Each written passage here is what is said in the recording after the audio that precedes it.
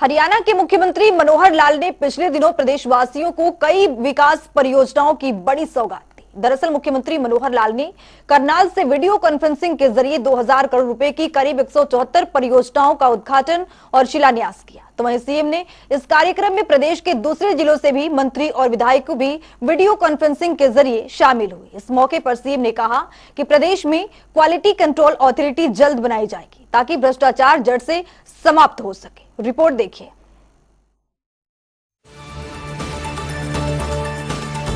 हरियाणा के मुख्यमंत्री मनोहर लाल पिछले दिनों करनाल के दौरे पर। इस दौरान सीएम ने करनाल में डॉक्टर मंगल सिंह सभागार में आयोजित कार्यक्रम में शिरकत की। इस अवसर पर मुख्यमंत्री ने 174 विभिन्न परियोजनाओं का वर्चुअल तरीके से उद्घाटन और शिलान्यास, जिसके बाद सीएम ने कहा कि सरकारी प्रोजेक्ट्स में पारदर्शिता और जवाबदेही सुनिश्चित करने के साथ साथ संभावित भ्रष्टाचार को खत्म करने के लिए क्वालिटी कंट्रोल अथॉरिटी बनाने की घोषणा की है।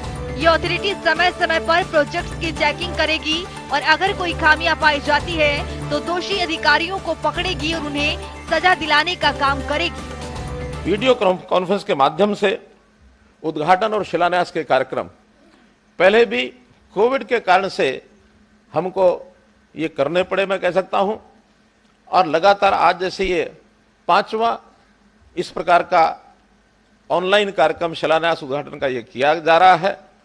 कोविड भले अब समाप्ति की ओर है, लेकिन फिर भी पिछले प्रोजेक्ट्स काफी समय के जो रुके हुए थे उसमें समय, खर्च, इन सब को बचाने के लिए आज भी हमने ये 5वां कार्यक्रम वीडियो कॉन्फ्रेंस के माध्यम से किया है।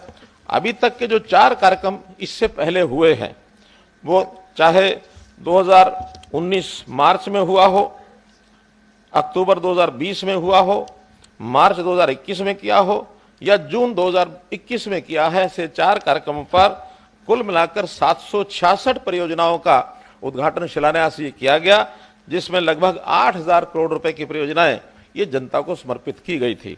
और उसी में आज ये 5वां कार्यक्रम, जिसमें बताया गया लगभग 175 के आसपास योजनाएं, ये आज शिलान्यास उद्घाटन इसका हुआ है। मुख्यमंत्री ने कहा कि हमारे सिस्टम में वर्षों से भ्रष्टाचार नाम का दिमका अंदर तक घुसा है। हालांकि वर्तमान सरकार ने कई ऐसे काम किए हैं जिससे भ्रष्टाचार से छुटकारा मिला है, चाहे ट्रांसफर माफिया, इंजीनियरिंग निर्माण के काम में साठगा, कॉन्ट्रैक्टर या सरकारी कर्मचारी की मिलीभगत जैसे भ्रष्टाचार पर काफी हद तक लगाम लगाई गई है। सरकार ने इंजीनियरिंग वर्क्स पोर्टल बनाया है, जिससे सरकारी प्रोजेक्ट्स के आवंटन में पारदर्शी बढ़ेगी। अब निर्माण कार्य के टेंडर ऑनलाइन होंगे। इसके जरिए कॉन्ट्रैक्टर्स अपनी कोटेशन भर सकेंगे और उन्हें अधिकारियों को चक्कर नहीं काटने पड़ेंगे। मुख्यमंत्री ने प्रदेश की जनता से भी इसमें सहयोग का आह्वान किया और कहा कि हम ऐसा तंत्र विकसित करेंगे जिसमें जनता प्रोजेक्ट्स की क्वालिटी, भ्रष्टाचार, मिक्सिंग या सब स्टैंडर्ड की जानकारी एक पोर्टल पर देगी। उस जानकारी की प्रारंभिक जांच की जाएगी और कोई दोषी पाया जाता है तो सरकारी नियमों के अनुसार सख्त कार्रवाई की जाएगी। सीएम ने कहा कि आवश्यकता पड़ी तो उस प्रोजेक्ट को दोबारा भी बनाया जाएगा। प्रधानमंत्री जी ने कहा कि सबका साथ सबका विकास, सबका साथ सबका विकास साथ मिल रहा है हमको, लेकिन एक कठिनाई जो हमें सामने फेस करनी पड़ रही है, जो जूझना पड़ रहा है, वो है कि हमारे सिस्टम में भ्रष्टाचार नाम का ये जो गुण है, ये बहुत अंदर तक घुसा हुआ है, वर्षों से घुसा हुआ है।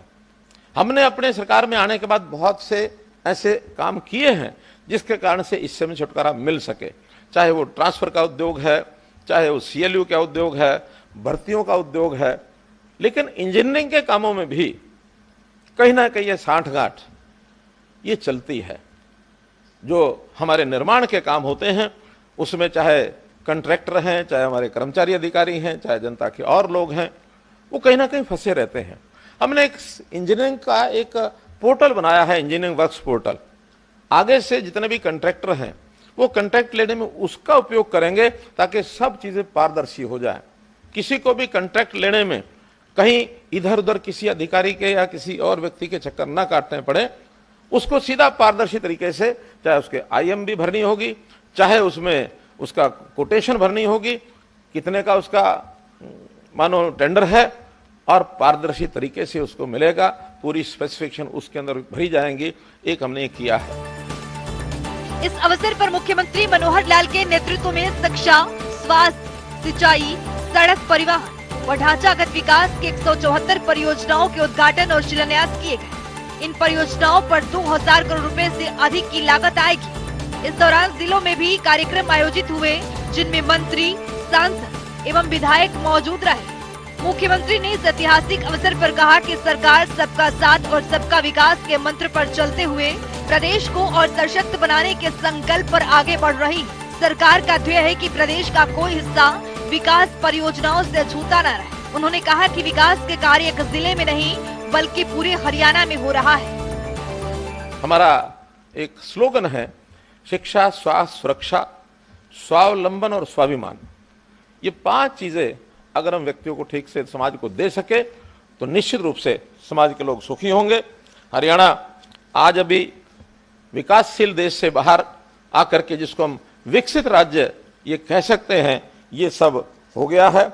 अब इसमें आज के ये जो प्रोजेक्ट हैं विकास कार्यों के, अब ये केवल 2000 के प्रोजेक्ट इसको नहीं माने, बल्कि 2 करोड़ से ऊपर जनता के लिए, लगभग 2.25 करोड़ जनता हो गई है। इस जनता के प्रति एक जो हमको सुविधाएं देने का एक आगे का पग है, वो हमने उठाया है। और विकास का ये जो आंकलन और पैमाना, ये एक प्रकार से हम पैसे से आंकलन इसका न करें, बल्कि इसकी सुविधाएं जनता को कितनी मिलेंगी, ये जो है उसके ऊपर विचार करना चाहिए। सीएम ने कहा कि देश के विकास में इंफ्रास्ट्रक्चर का महत्वपूर्ण योगदान है। जितना इंफ्रास्ट्रक्चर मजबूत होगा, उतनी आर्थिक स्थिति मजबूत होगी, उद्योग आएगा, निवेशक आकर्षित होंगे, रोजगार के अवसर भी मिलेंगे। मुख्यमंत्री ने कहा कि विकास की कहानी कहीं न कहीं इंफ्रास्ट्रक्चर से जुड़ी है। इसलिए प्रदेश सरकार ने इंफ्रास्ट्रक्चर के लिए आवंटित होने वाले बजट में लगातार बढ़ोतरी की है। इस बार के बजट में 34.4% बजट इंफ्रास्ट्रक्चर के लिए रखा गया है। किसी भी देश या प्रदेश, उसका जो विकास का एकमात्र मैं कह सकता हूं अगर कोई एक फैक्टर होता है तो वहां का इंफ्रास्ट्रक्चर होता है। जितना इंफ्रास्ट्रक्चर मजबूत होगा, उतना ही उस देश और प्रदेश की आर्थिक स्थिति मजबूत होगी, वहां उद्योग आएगा, निवेशकों की वो पसंद बनेगी, रोजगार अधिक मिलेंगे और हमारा जो आर्थिक आदान प्रदान, आर्थिक गतिविधियां वो और आगे बढ़ेंगी। निश्चित रूप से ये एक विकास की कहानी सीधी सीधी इंफ्रास्ट्रक्चर से जुड़ी हुई है। जब मुजस्सर का मेट्रो रेल का उद्घाटन करने के लिए प्रधानमंत्री जी फरीदाबाद में आए थे, उन्होंने उस समय कहा था कि जो इंफ्रास्ट्रक्चर है वही अगर हमें विकास करना है तो हमें इंफ्रास्ट्रक्चर को सबसे पहले प्राथमिकता देनी होगी, चाहे रेल हो, रोड हो, हवाई यात्रा हो, ई-वेज हो। तो ये इंफ्रास्ट्रक्चर, इसके कारण से हम अपने प्रदेश को, देश को आगे बढ़ा सकते हैं, ऐसा हमारा इसमें विचार है। हरियाणा सरकार भी लगातार पिछले 8 वर्ष से अपने जो बजट को है इंफ्रास्ट्रक्चर ओरिएंटेड करने के लिए बजट का आवंटन लगातार बढ़ा रही है। हमारे से पूर्व सरकारों का जो बजट आवंटन होता था वो बजट का 25 से 30% होता था, लेकिन हमने लगातार आकर के 30% से इसको ऊपर रखा है। इस बार का रिकॉर्ड बजट आवंटन 34.4%, यानी 1/3 से ज्यादा केवल इंफ्रास्ट्रक्चर पर हम लगाते हैं। ये हमारी एक उपलब्धि है। मुख्यमंत्री मनोहर लाल ने कहा कि प्रदेश के 10 जिलों में प्रगति रैली की गई है और आगे भी जिलों में प्रगति रैली कर विकास कार्य किए जाएंगे। उन्होंने कहा कि शिक्षा का स्तर अच्छा करने के लिए 500 नए मॉडल संस्कृति स्कूल खोलने का लक्ष्य रखा गया है। प्रदेश में हर घर में नल पहुंच चुका है। साथ ही सीएम ने कहा कि पानी की आवश्यकता को हम पूरा करेंगे। प्रदेश के 5700 गाँवों को 24 घंटे बिजली दी जा रही है और आने वाले समय में 100% गाँवों को 24 घंटे बिजली देने वाला हरियाणा पहला राज्य बनेगा। जहाँ तक स्कूली शिक्षा है, इसमें भी सुधार किया जा रहा है। स्कूलों का यानी शिक्षा का स्तर अच्छा करने के लिए संस्कृति मॉडल स्कूल ये हम खोलने जा रहे हैं।